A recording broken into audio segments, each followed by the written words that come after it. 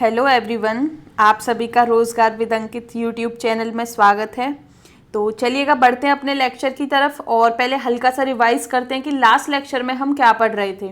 Last lecture में हम पढ़ रहे थे स्थानीय शासन के बारे में। तो स्थानीय शासन को हम दो टाइप पे देखेंगे, एक तो देखेंगे शहरी क्षेत्रों में और एक ग्रामीण क्षेत्रों में। तो ग्रामीण क्षेत्र का स्थानीय शासन जो कि है हमारा पंचायत और लोकल जो पंचायत है ग्रामीण लेवल पे, हम वो पढ़ चुके हैं। वो आया था 73वें संविधान संशोधन से। अब हम आज पढ़ने वाले हैं शहरी क्षेत्र का जो आपका स्थानीय शासन है वो पढ़ने वाले हैं। तो अब उससे पहले शहरी क्षेत्र के स्थानीय शासन पे बढ़ने से पहले आपके दिमाग में एक हल्का सा आइडिया होना चाहिए कि ये शहरी क्षेत्र हम किसको कहेंगे। हम अपने भारत में ग्रामीण और शहरी क्षेत्र में अंतर कैसे बिठाएंगे। तो देखिएगा, जो 2011 की जनगणना हुई थी, जो सेंसस ऑफ 2011 हुई थी, तो उसमें शहरी क्षेत्र, ठीक है, जो नगरीय क्षेत्र है, अर्बन एरिया है, उसे कहा गया कि उसमें 5,000 से तो अधिक आबादी होनी चाहिए। अगर जनसंख्या देखें तो उस क्षेत्र की 5,000 से अधिक होनी चाहिए और उसमें की जो 75% से अधिक पुरुष हैं वो कृषि कार्यों में ना हो। मतलब कि आप ये कह सकते हो कि इसमें जो 75% से अधिक पुरुष हैं वो कृषि कार्यों के अलावा और किसी कार्य में लगे होने चाहिए। और एक और है कि जनसंख्या घनत्व, जो पॉपुलेशन डेंसिटी हम देखते हैं, वो होनी चाहिए 400 व्यक्ति प्रति वर्ग किलोमीटर से अधिक होनी चाहिए। तो एक बार जल्दी से रिवाइज कर लेते हैं। 2011 की जनगणना के अनुसार शहरी क्षेत्र, अर्बन एरिया, ठीक है, नगरीय क्षेत्र किसको कहेंगे? जिसकी आबादी 5,000 से अधिक हो और जिसमें 75% से अधिक जो मेल है, ठीक है, मेल, यहाँ पे ध्यान से सुनिएगा, जो पुरुष हैं वो कृषि क्षेत्र के अलावा अन्य किसी क्षेत्र में लगे हुए हों। तो और नेक्स्ट है कि उसकी जो जनसंख्या घनत्व है, जो पॉपुलेशन डेंसिटी है, वो 400 व्यक्ति प्रति वर्ग किलोमीटर से अधिक होना चाहिए। तो अब आपको ये नगरीय और ये अर्बन और लोकल का अंतर पता चल गया होगा। तो देखिए, लोकल, रूरल तो बोलते हैं ग्रामीण को इंग्लिश में, और अर्बन बोलते हैं शहरी को। तो अब आपको ये अंतर पता चल गया होगा। तो अब अपना बढ़ते हैं अपने लेक्चर की तरफ और आज का लेक्चर है हमारा म्युनिसिपैलिटीज। आप कह सकते हो कि अर्बन लोकल बॉडीज, जो हमारी शहरी और जो उनकी स्थानीय बॉडीज हैं उनके बारे में हम ये पढ़ने वाले हैं। तो सबसे पहले तो देखिए, मैं आपको बहुत बार बता चुकी हूँ, जैसे ही जिस भी चीज के बारे में संविधान में आर्टिकल हो तो आपको वो बॉडी, वो निकाय, ठीक है, वो संविधान से अपनी पावर लेगा।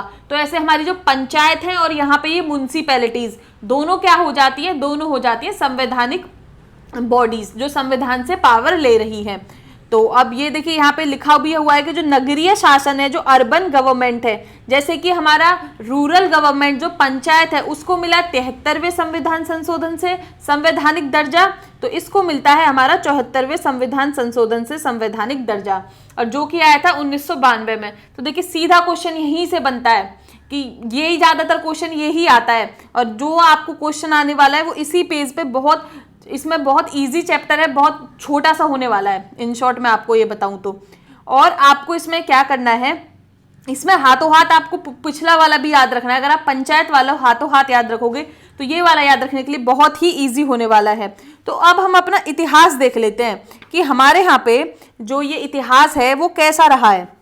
ये जो म्युनिसिपैलिटीज हैं, जो नगर निगम है, इसका कोई इतिहास रहा है। तो अब हम स्थानीय शासन का एक इतिहास देखते हैं।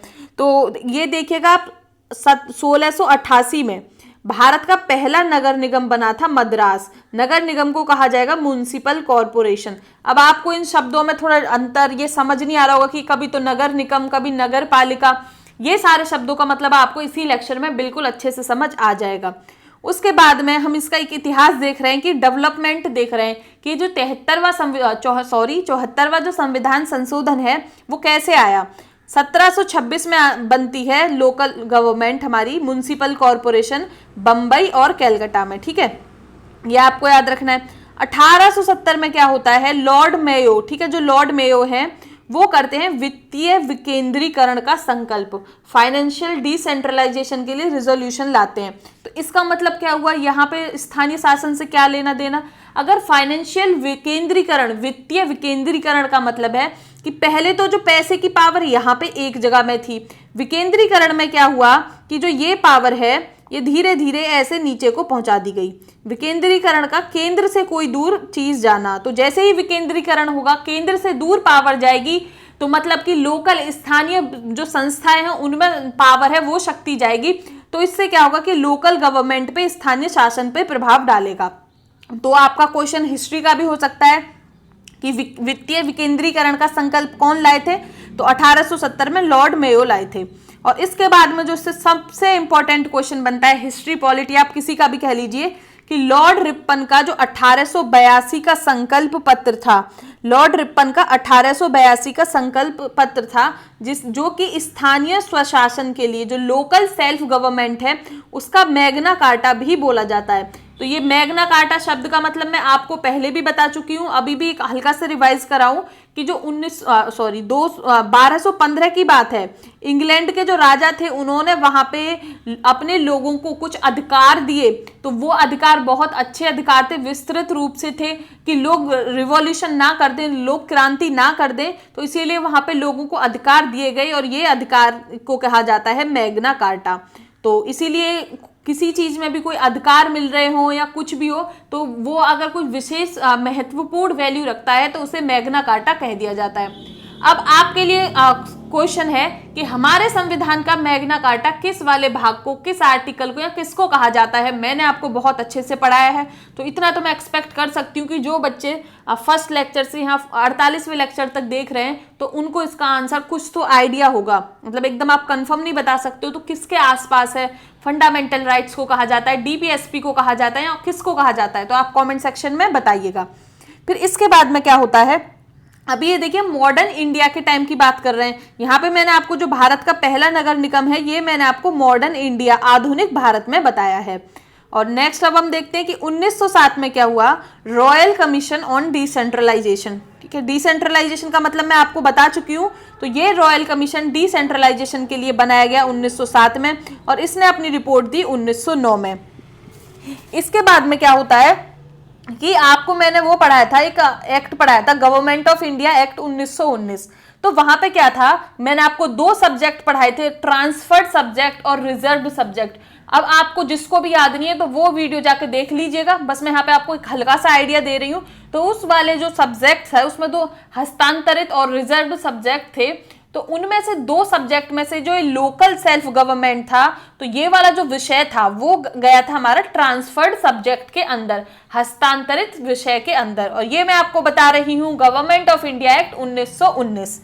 अब इसके बारे में आपको मैं बताऊं 1935 गवर्नमेंट ऑफ इंडिया एक्ट, अभी हमने 1919 में पढ़ा कि 1919 में लोकल गवर्नमेंट के बारे में क्या बात करी। अब 1935 का आपको एक हल्का सा आइडिया मैं दूं तो 1935 में क्या किया था कि ये जो लोकल सेल्फ गवर्नमेंट थी इसे प्रोविंशियल सब्जेक्ट बना दिया गया। इसे क्या बना दिया गया, आप बताइएगा, प्रोविंशियल सब्जेक्ट। और मैंने आपको ये वाले जो आपको संवैधानिक विकास का इतिहास है उसको बताया गया है। प्रोविंशियल विषय सब्जेक्ट को हिंदी में बोला जाएगा प्रांतीय विषय। मैंने वहां पे आपको दो विषय बताए थे, कितने बताए थे वो आपको वहां पे जाके देखना है। तो अब देखिएगा आगे बढ़ते हैं, और आपके जो मोस्टली क्वेश्चंस आते हैं एग्जाम में वो बस इसी वाले एरिया से आ जाते हैं ज्यादातर, जो यहाँ पे आपको लिखा दिख रहा है। और ये है वेरी वेरी इंपॉर्टेंट, और आपको ये इंपॉर्टेंट मार्क कर लेना है, अभी वीडियो में साथ साथ में याद कर लेना है, और इसके साथ साथ में आपको पुराना वाला रिवीजन भी कर लेना है। तो ये जो हमारा जो अर्बन जो लोकल गवर्नमेंट है वो आती है हमारी पार्ट 9A में। तो ये 74वें संविधान संशोधन ने जोड़ा गया हमारे संविधान में पार्ट 9A, और इसने आर्टिकल जोड़े आर्टिकल 243P से आर्टिकल 243ZZ। तो ये टोटल मिलके हो जाते हैं हमारे कितने आर्टिकल्स हो जाते हैं, ये 18 अनुच्छेद हमारे टोटल हो जाते हैं। और ये देखिए ये 12वीं अनुसूची है, इससे 12वीं अनुसूची जोड़ी गई। 73वें संविधान संशोधन से क्या हुआ, उससे 11वीं अनुसूची जोड़ी गई थी, पार्ट 9 जोड़ा गया था, भाग 9 जोड़ा गया था, और इसमें है 18 कार्य। अब आपको ये बताने हैं 11वीं जो अनुसूची है जो कि पंचायत के लिए है उसमें कितने कार्य थे। अब आपको ये अच्छे से बताना है और कमेंट सेक्शन में इसका आंसर दीजिएगा। अब हमने तो ये तो देख लिया कि एग्जाम्स के महत्वपूर्ण क्वेश्चन कहाँ से आते हैं, बट अपने आपको एक हल्का सा आइडिया भी होना चाहिए कि भाई ये है क्या, क्योंकि आप अगर कोई भी थोड़ा शहरी एरिया में रहता होगा या आपके कोई दोस्त रिश्तेदार कोई ना कोई तो जरूर रहता होगा, तो आप वहां पे ये नाम सुनते रहते हो, अपने गांव में बैठ के भी ये नाम सुनते रहते हो, तो ये आपको एक आइडिया होना चाहिए। तो देखिए 3 प्रकार की नगर पालिकाएं की बात करी हमारे जो 74वें संविधान संशोधन ने। एक बात करी नगर पंचायत, एक बात करी हमारी, इसको इंग्लिश में भी नगर पंचायत ही बोला जाएगा, एक बात करी नगर पालिका परिषद की। किसकी बात करी? नगर पालिका परिषद की। और एक बात करी नगर पालिका निगम की, ठीक है, म्युनिसिपल कॉर्पोरेशन। अब आपको इन शब्दों का मतलब यहीं पे समझ आएगा। तो देखिए नगर पालिका है, नगर पंचायत है हमारी जो ग्रामीण से शहरी क्षेत्रों में परिवर्तित हो रहे हैं। ऐसे कुछ क्षेत्र हैं ना तो वो ग्रामीण अब रहे हैं ना वो शहरी पूरी तरह बने हैं, तो जो ट्रांजिशन फेज में है, जो बीच वाले क्षेत्र में कि यहाँ तो वो ग्रामीण है यहाँ अर्बन है, तो वो ग्रामीण से जो शहरी क्षेत्रों में परिवर्तित हो रहे हैं, तो इन वाले क्षेत्रों के लिए होती है हमारी नगर पंचायत। अब अगली है हमारी नगर पालिका परिषद, म्युनिसिपल काउंसिल, ठीक है। काउंसिल माने क्या होता है? परिषद। ये क्या होती है? ये बनती है छोटे शहरी क्षेत्रों के लिए, जो कि बहुत बड़े शहरी क्षेत्र नहीं है, जो कि छोटे शहरी क्षेत्र हैं उनके लिए बनती है। और अगली है हमारी नगर पालिका निगम, म्युनिसिपल कॉर्पोरेशन। ये बनती है हमारी बड़े शहरी क्षेत्रों के लिए। अभी आप बड़े शहरी क्षेत्र इसमें दिल्ली, बम्बई ये सब इंक्लूड यहाँ पे कर सकते हो। और इसके बाद में अब आपके माइंड में आ रहा होगा कि इनके इलेक्शंस कैसे होते हैं। तो देखिए नगर पालिका के जो सदस्य होते हैं वो चुने जाते हैं, ठीक है, वो चुने जाएंगे नगर पालिका के जो क्षेत्र में, उनके क्षेत्र में लोग आएंगे उनके द्वारा, और उनको क्षेत्रों को बांट दिया जाता है वार्ड में। वार्ड, अब आपको पता चल गया होगा, आपने किसी के एड्रेस में भी वार्ड लिखा हुआ देखा होगा कि ये इस वाले वार्ड में है, तो वो वार्ड इसीलिए बांटे जाते हैं ताकि वो नगर पालिका के आपके चुनाव आसानी से हो सके। अब इसका कार्यकाल क्या है? जो मैंने आपको सेम पंचायत में पढ़ाया था वही सेम आपको यहाँ पे याद रखना है। कार्यकाल हो जाता है इसका 5 वर्ष, ठीक है। अगर 5 वर्ष से पहले अगर हमारी जो ये नगर पालिका है ये डिसॉल्व हो जाए, ये विघटित हो जाए, तो उस अवधि में इनको चुनाव कराने होंगे। और अगर इनका जैसे 5 वर्ष कार्यकाल है तो वो 3 वर्ष का अपना समय पूरे करके यहाँ पे खत्म हो गई हमारी नगर पालिका। अब यहाँ पे चुनाव की जरूरत है, तो यहाँ पे देखिए जब ये जो नई नगर पालिका आएगी हमारी, तो ये इसी वाले टाइम के लिए आएगी, मतलब कि 2 वर्ष के लिए आएगी, ना कि ये पूरे 5 वर्ष के लिए आएगी। आ गया होगा आपको ये समझ, ठीक है, बहुत बेसिक सा है। और इसके अलावा अगर ये 6 महीने से कम का टाइम रह जाता है तो उस अवधि में चुनाव कराने की कोई जरूरत नहीं है, वो वापस से पूरे 5 साल आने वाले चुनाव दोबारा से अपने टाइम पे हो जाएंगे। और अगर कोई विघटित हो जाती है, बीच में खत्म हो जाती है, डिसॉल्व हो जाती है हमारी नगर पालिका, तो उसके चुनाव विद इन 6 मंथ, 6 महीने के अंदर कराने होंगे। और इसके लिए आयु क्या है? आयु होती है इसके लिए 21 वर्ष। न्यूनतम आयु पंचायत के लिए भी 21 वर्ष है और नगर पालिका के लिए भी 21 वर्ष है। अब आपको कमेंट सेक्शन में ये बता सकते हो, आपका भी रिवीजन हो जाएगा। राष्ट्रपति, लोकसभा, विधानसभा, विधान परिषद, जितने भी मैंने आपसे प्रधानमंत्री, जो भी आयु संबंधित मैंने आपको प्रश्न बताए हैं, आप अपने हिसाब से उनको कमेंट सेक्शन में आंसर दे सकते हो। या आंसर भी ना दो तो आप अपना रिवीजन कर लो। और देखिए वित्तीय आयोग, जो पंचायतों के लिए वित्तीय आयोग होता है, वो ही वित्तीय आयोग हर 5 वर्ष में नगर पालिकाओं की वित्तीय जो स्थिति है उसका पुनरावलोकन करेगा कि भाई इनको किस किस चीज की जरूरत है। अब आपको देखो, आपके यहाँ पे आपके जो लोकल लैंग्वेज है वहां पे ये नाम अलग अलग हो सकते हैं। कहीं पे तो इसको बोला जाता है नगर निगम, क्या बोला जाएगा इसको? नगर निगम किसी को बोला जाएगा, और बीच वाले को नगर परिषद, और इसे नगर पंचायत आप सुनोगे कहीं पे, और इसे नगर परिषद, ठीक है। हरियाणा का मैं आपको बताती हूँ, हिमाचल प्रदेश का मैं आपको बताती हूँ, तो हिमाचल प्रदेश में इसको नगर पंचायत बोला जाता है, इस वाले को नगर परिषद बोला जाता है हिमाचल प्रदेश में, और इस वाले को बोला जाता है नगर निगम। तो आप जहां पे भी हो अपने हिसाब से, अपने राज्य के हिसाब से इसका नाम देख सकते हो। और हरियाणा के मैं आपको बताऊं तो हरियाणा में इसको बोला जाता है नगर समितियां, इसको नगर परिषद और इसको नगर निगम। तो आपको आ गया होगा समझ। और आप किस राज्य का देख सकते हो, अगर आप यूपी से हो तो यूपी में इसको बोला जाता है नगर पंचायत, नगर पालिका परिषद, और इसको बोला जाता है नगर निगम, ठीक है। तो ज्यादातर जो ये नगर पालिका का, उसे खाली नगर निगम भी ज्यादातर बोला जाता है। तो आप ये नाम सुन के अपने राज्य के नाम से कंफ्यूज मत करिएगा। ये देखिए, ये संविधान में छूट दी गई है कि आप अपने ये जो नाम है अपने लोकल लैंग्वेज के हिसाब से, आपके यहाँ पे कोई भी भाषा है, हिंदी, तमिल, तेलुगु, ठीक है, जो भी आपके यहाँ पे भाषा है उस हिसाब से आप ये नाम अपने रख सकते हो। तो आपको आ गया होगा समझ और एक हल्का सा बेसिक आइडिया हो गया होगा। और ये जिला योजना समिति, अब नेक्स्ट बढ़ते हैं, जिला योजना समिति, district planning committee. District planning committee क्या है? ये जिला स्तर पे होती है, जो आपकी पंचायत और जो म्युनिसिपल, ये मैंने अभी आपको नगर निगम बताई अर्बन वाली, इनके लिए जो भी प्लान वगैरह होते हैं उन्हें एक जगह रखने के लिए और उन पे वर्क करने के लिए ये बनाई जाती हैं। आपको ये बस इसका ये हल्का सा याद रखना है। अगर किसी को स्पीड फास्ट लग रही है तो वो कमेंट सेक्शन में भी बता सकते हैं। अब इससे ज़्यादा इसमें बताने के लिए कुछ है नहीं, अगर इससे ज़्यादा है भी तो बहुत कुछ है ऐसे तो पढ़ने के लिए, बट वो है कि फिर एग्जाम के काम का नहीं है। बिना बात आपका टाइम बहुत ज़्यादा इंपॉर्टेंट है इस टाइम पे, बाकी सब्जेक्ट पे भी ध्यान देना बहुत ज़्यादा ज़रूरी है। तो इसीलिए बढ़ते हैं अब आगे बिना टाइम वेस्ट करे हुए और देखते हैं कि आपने और भी बहुत सारे नाम सुने होंगे। तो यहाँ पे मैं आपको भारत में, जो हमारे भारत में शहरी शासन जो कि अर्बन गवर्नमेंट है, उसमें आपने 8 प्रकार मुख्यतः रूप से सुने होंगे। इसमें 8 प्रकार में क्या आता है? एक तो आता है हमारा नगर निगम, जिसे बोला जाता है म्युनिसिपल कॉरपोरेशन। ये होती है बड़े शहरों में जैसे दिल्ली, मुंबई टाइप में। आ गया होगा आपको समझ। देखिए मैंने आपको जो अभी वो संविधान से बताई है कि संविधान में इस प्रकार की 3 तो हमारे यहाँ पे रहनी चाहिए, बट भारत में सामान्यतः तौर पे 8 देखी जाती हैं। तो ये 8 अलग अलग कैसे हैं ये अभी हम देखेंगे। और नेक्स्ट आती है हमारी नगर पालिका, जो कि कस्बे और छोटे शहरों के लिए करी जाती है। और इससे अगली हमारी आती है अधिसूचित क्षेत्र समिति। इसे बोला जाता है इंग्लिश में नोटिफाइड एरिया कमेटी। तो ये क्या होती है कि ये देखिए राज्य सरकार होती है, अपना एक नोटिफिकेशन लाती है। उस नोटिफिकेशन में क्या करती है कि किसी क्षेत्र को इसके अंदर ले आती है कि इसे अधिसूचित क्षेत्र समिति में रखा जाएगा। और ये क्यों लाती है? यहाँ तो देखिए कोई क्षेत्र है वो औद्योगिकीकरण के कारण, इंडस्ट्रियलाइजेशन उसका हो रहा है, वहां पे फैक्ट्रीज वगैरह लग रही हैं, तो वो विकासशील कस्बा है, मतलब कि उसमें डेवलपमेंट हो रहा है, वो धीरे धीरे कस्बे, अभी वो पूरी तरह मतलब वो ये क्राइटेरिया फॉलो नहीं करता है कि उसमें नगर पालिका आ जाए, तो वो अभी विकासशील है। आपने देखा होगा कहीं पे इंडस्ट्रीज वगैरह लगी रहती हैं तो वहां पे उसका अभी नया नया औद्योगिकीकरण हो रहा है, तो उस वाले क्षेत्र के डेवलपमेंट के लिए ये बना दी जाती है अधिसूचित क्षेत्र समिति। अब आपको इसका आ गया होगा समझ, और अगर फिर भी कोई डाउट रहता है तो आप अपने कमेंट सेक्शन में पूछ सकते हो। और इसे किस में घोषित किया जाता है?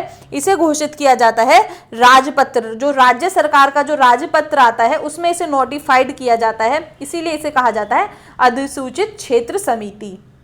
अब इससे नेक्स्ट आता है हमारा जो 4th नंबर पे है, वो आता है नगरीय क्षेत्र समिति।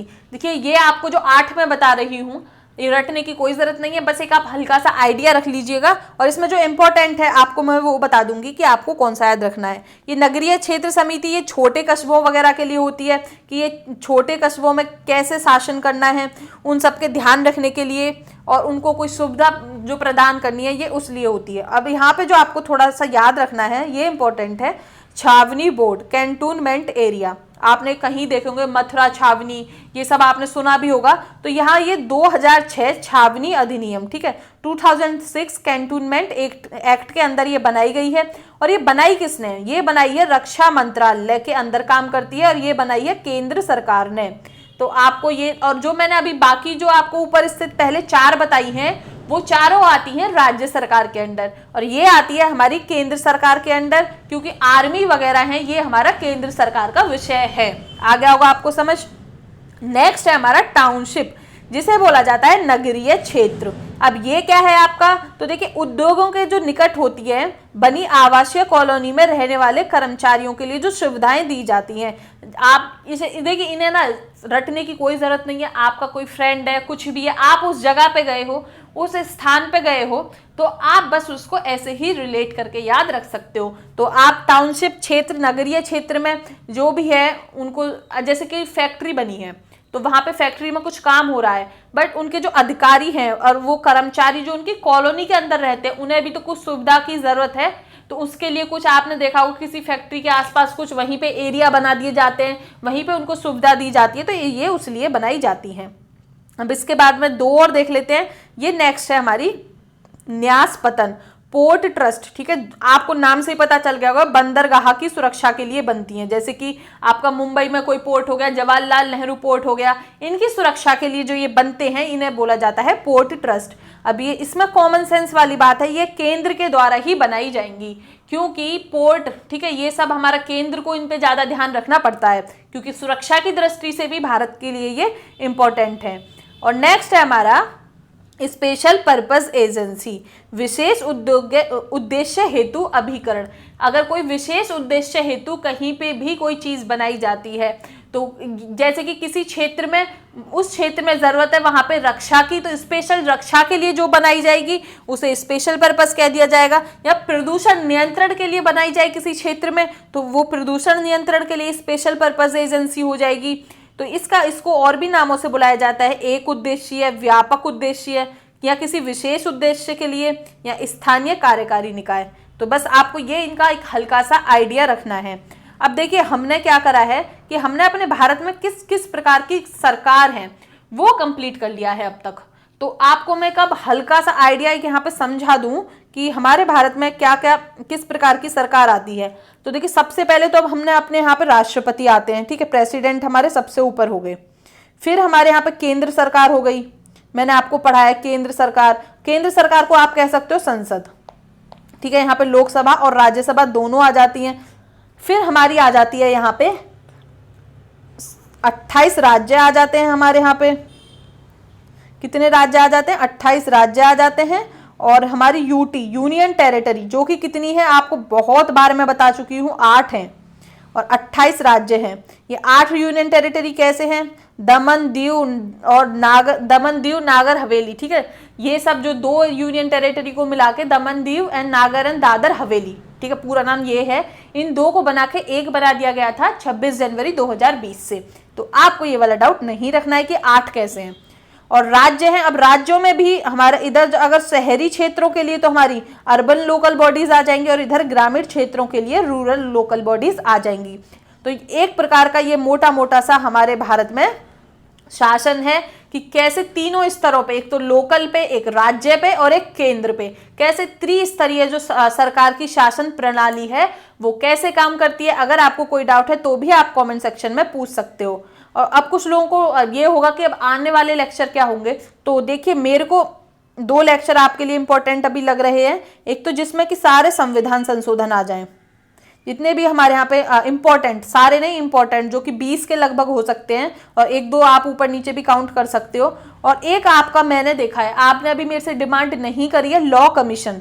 जैसे हमने अभी फाइनेंस कमीशन पढ़ा और हमने ये इलेक्शन कमीशन पढ़ा, तो ऐसे ही आपके लिए जो मेरे को इंपॉर्टेंट लग रहा है वो लॉ कमीशन लग रहा है, क्योंकि ये अभी बना है लेटेस्ट में। तो ये आप करंट अफेयर का क्वेश्चन भी हो जाता है और इसका हल्का सा इतिहास भी देख लेंगे। बहुत छोटा सा लेक्चर होगा, मुश्किल से 10 मिनट के लगभग ये कंप्लीट आसानी से हो जाएगा। तो एक तो ये लेक्चर बनाना है। अगर आपका और भी कोई लेक्चर है तो आप कमेंट सेक्शन में अपना पूछ के बता सकते हो। मैं अगर मेरे को लगेगा कि वो आपके एग्जाम की दृष्टि से इंपॉर्टेंट है तो मैं उस पर आपके लिए लेक्चर जरूर बना दूंगी। और धन्यवाद वीडियो यहाँ तक देखने के लिए। आपका दिन अच्छा हो।